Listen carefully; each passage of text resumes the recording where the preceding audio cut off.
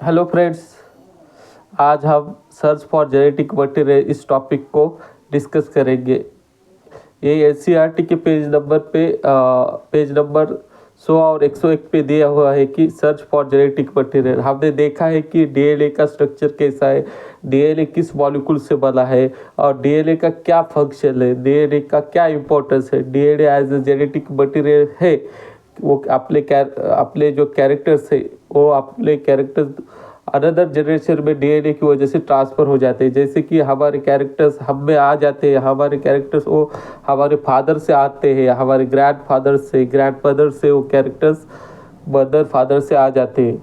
वैसे वो कौन सा मॉलिक्यूल है कि जिससे वो कैरेक्टर वन जनरेशन से नेक्स्ट जनरेशन में ट्रांसफ़र होते हैं, उस मॉलिक्यूल को हमें कुछ एक्सपेरिमेंट में बताया है कि एक्सपेरिमेंट का स्टडी करके वो कौन सा मॉलिक्यूल है ये आज हम देखने वाले। हमें मालूम है कि DNA as a genetic material है, वो हमारी जीन्स को एक जनरेशन से दूसरे जनरेशन में और जो पूरी जेनेटिक इंफॉर्मेशन है वो ट्रांसफ़र करता है। जैसे कि प्लांट है, कुछ सोयाबीन सीड का प्लांट है, तो वो सो सीड कैसा वो है, वो सोयाबीन का सीड जब कल्टीवेशन करेंगे तो उससे सोयाबीन का प्लांट ही आएगा। उससे वो जो कैरेक्टर्स पहले प्लांट में थे वैसे ही कैरेक्टर्स वो अगले जनरेशन के प्लांट में आएंगे। लेकिन वो किस वजह से, किस मॉलिक्यूल की वजह से आते हैं ये हमने पहले ही जाना है कि वो मॉलिक्यूल है DNA, deoxyribonucleic acid, present in animal, that is plant and in animals. तो चलिए हम आज जानेंगे कि सर्च फॉर जेनेटिक मटेरियल पहले क्या किया था। द साइंटिस्ट विशर ने क्या किया था, the DNA is a nucleic acid. उन्होंने ऐसा कहा था कि डीएनए एसिडिक सब्सटेंस है, वो एसिडिक नेचर है उस डीएनए का, और उस साइंटिस्ट ने उस डीएनए को न्यूक्लियल एज अ नेम दिया था।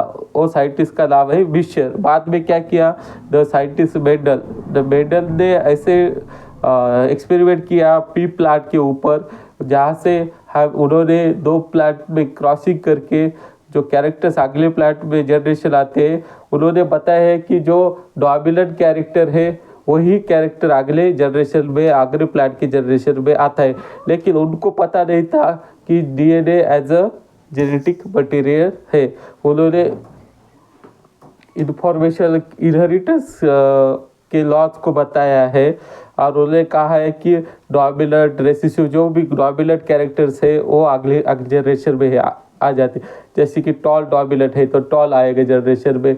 लेकिन इस मेंडल की एक्सपेरिमेंट से ही हमें पता नहीं चला कि DNA as a genetic material है। ये दोनों साइंटिस्ट ने डीएनए के बारे में एज अ जेनेटिक मटेरियल के बारे में एक्सपेरिमेंट में नहीं बताया हुआ है। After that this on the basis of Mendel inheritance, Mendel, Sutton and Morgan, ये तीनों साइंटिस्ट ने क्या किया है कि the chromosome present in the nucleus of the cell. Chromosome ऐसा पार्ट है कि वो जनरेशन में भाग लेता है कि transfer of genetic characters from one generation to next. Chromosomes ही ऐसा न्यूक्लियस में पाए जाने वाला घटक है कि वो जेनेटिक कैरेक्टर्स एक जनरेशन से दूसरे जनरेशन में ट्रांसफ़र हो जाते हैं। ऐसा कि साइंटिस्ट ने कहा है, मेंडल, सुटॉन एंड मॉर्गन ने ये तीनों मिला के ऐसे कंक्लूजन पे आ गए थे कि क्रोमोसोम ही जेनेटिक मटेरियल है बोल के, और वो कैरेक्टर्स जेनेटिक कैरेक्टर्स और जेनेटिक इंफॉर्मेशन ट्रांसफ़र करता है। लेकिन यहाँ पर क्रोमोसोम तक आ गए थे लेकिन डीएनए तक नहीं आए थे। बाद में और कुछ एक्सपेरिमेंट साइंटिस्ट ने किए हैं, वो हम देखेंगे कि एज अ डीएनए ही जेनेटिक मटेरियल है बोल के उन्होंने प्रूव किए वाला है। The first scientist carried out the transformation experiment, that is in 1928 Frederick Griffith carried out the transforming principle of that genetic information. Frederick Griffith 1928 में क्या किया था फ्रेडरिक ग्रिफिथ में कि search for the characters. They search for the molecule which transfer from one organism to another organism and carry out the genetic information. Frederick Griffith ने क्या किया था कि स्ट्रेप्टोकोकस ल्यूमोनिया नाम का बैक्टीरिया अपने एक्सपेरिमेंट के लिए यूज किया था. फ्रेडरिक ग्रिफिथ में 1928 में स्ट्रेप्टोकोकस ल्यूमोनिया पे रिसर्च किया था. उन्होंने स्ट्रेप्टोकोकस ल्यूमोनिया को क्या किया, कल्टीवेट किया. एक जो कल्चर प्लेट रहती आकार की, न्यूट्रिएंट आकार की, उस पर उन बैक्टीरिया को कल्टीवेट किया, ग्रो किया. इस बैक्टीरिया को फ्रेडरिक ग्रिफिथ में ग्रो किया. बाद में उन प्लेट पे दो तरह की कॉलोनीज आ गई. एक स्मूथ कॉलोनीज आ गई बैक्टीरिया की, एक रफ कॉलोनीज आ गई. कौन सी बैक्टीरिया की?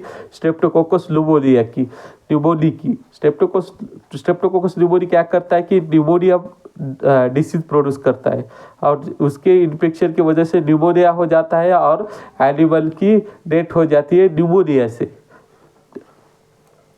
After that, he cultivated that bacteria on the agar plate to form the two types of colonies, smooth colonies and rough colonies.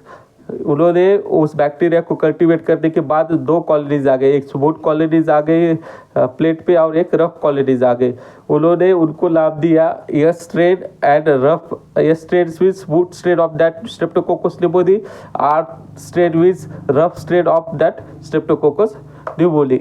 S strain में क्या पाया जाता है कि म्यूकस पॉलीसैकेराइड से उस बैक्टीरिया का जो सेल वॉल है, इस यहाँ पे जो लेयर है सेल वॉल में, वो एस स्ट्रेन में पाया जाता है. Mucus polysaccharide